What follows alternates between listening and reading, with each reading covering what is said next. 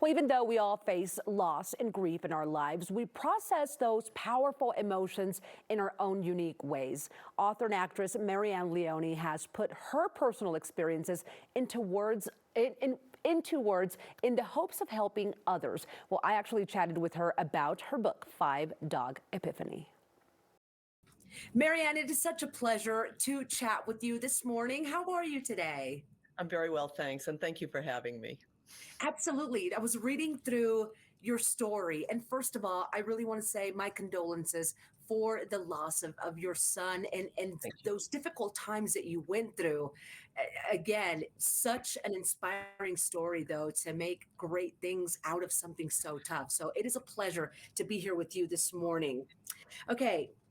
And during this time is when you were still working on The Sopranos. Share with us how you navigated that time and what got you through. Well, I mean, it's interesting. I was worried that I would lose my television son after I lost my actual son. And then the script came that it happened. And I was asked to go in front of his coffin and fall to my knees, let out a primal scream, and deal with the looking at his body in the coffin. And I woke up on the floor. I fainted. And before that, Edie Falco was sitting there holding my hand, and the whole thing had to stop after I fainted. And so that was pretty intense.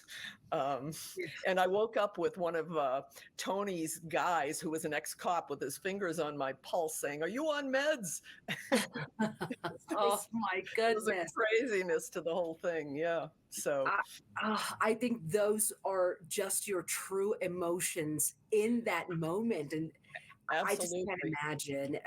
Well, let's jump ahead to when you realized that dogs were going to be such a good element in your life and a way to cope and move forward. When did that happen? Well, actually, it happened long before we lost Jesse, because Jesse, even though he was nonverbal and quadriplegic, he was brilliant, and it wasn't cognition that didn't make him able to speak. It was muscular, and he sat on Santa's lap when he was 6, and with every fiber of his being, he said, "Dog," and I turned to my Wow. husband and said, "He's getting a dog." So That's we didn't know about rescues then, because it was pre-internet.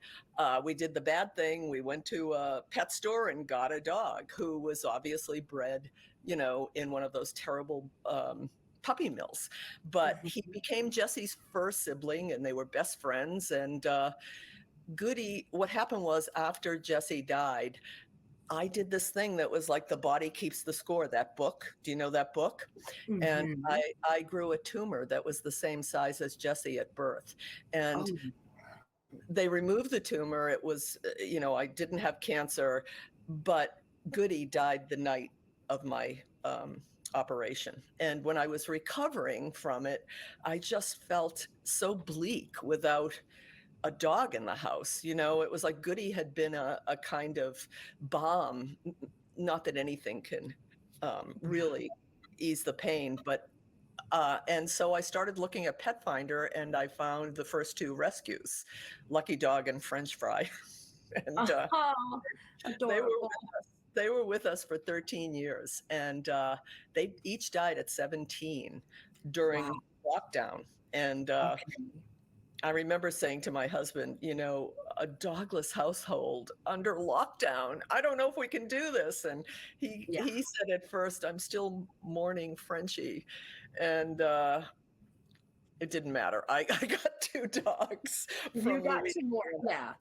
And and and again, I believe that you actually thrive with dogs and you love them for a reason, and I think it's absolutely wonderful. Now, through those hardships, through everything you've been through, comes a book, which I think is awesome. And this is the Five Dog Epiphany. Tell me about the book, Marianne, and what you want readers to take away from this.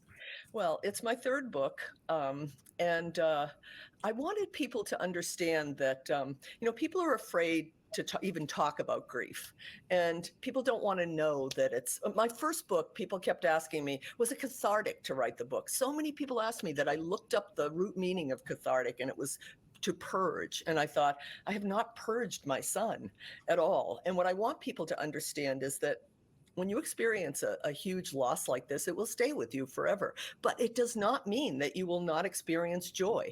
It does not mean that you will not laugh like a 5-year-old again, because those things have happened. And a lot of it was facilitated by taking a dog that has been abused and bringing it back to doghood. Do you know what I mean? To full Yes. doghood. And these dogs retrieved our joy, as I said in the subheading. And I wanted people to understand that that was a way to re-experience joy. Ah, well, and that right there is such a great message. And I'm sure so many readers will definitely feel you on that. My next question to you is, when you were writing this third book, what was your favorite chapter? Or maybe which one was the one you felt like spoke to you the most? Oh, I can't pick one of them. Yeah. I wrote so many chapters that were really, uh, you know, wonderful to be involved in. Some were harder than others. One was a poem that was so deep that it's one of the ones I'll never read out loud at a reading. The Wow. last chapter in the book is not even about a dog, and it's the one that moved me the most. And Mhm.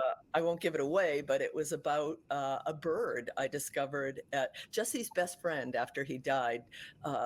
Planted a tree right outside his high school, and he quoted one of Jesse's poems, and he put a plaque up that said, "My Oh, best dream is to fly." And I saw this killdeer, um, just staring at me from the tree. I was delivering a check for a scholarship that we give in Jesse's name to a disabled kid every year at his high school. awesome. And that moved me greatly. And because a killdeer is an actor, killdeers pretend to be disabled so that they'll lead you away from their nest. They do it to protect their Mhm. nest. And it struck me so strongly that I had to have that as the last chapter in the book. Oh my goodness, absolutely. Well, you inspire all of us through your journey, through everything you've had to overcome. I think as parents, that's always a big fear. And you went through that and you got so many good things out of it. And I think that Jesse's memory will live on forever through you and through your furry Thank you. friends. Thank you again for your time. And we loved you on The Sopranos, by the way. So Thank you very much. you were great. I Thank loved you, being on Marianne. this. Thank you. It was pretty epic. Thank you again for your time. Bye-bye. All right, everyone, you can get Marianne Leone's book, Five Dog Epiphany, How a Quintet of Bichons retrieved, I said that wrong. Bichons, excuse me, retrieved our joy, available now wherever books are sold.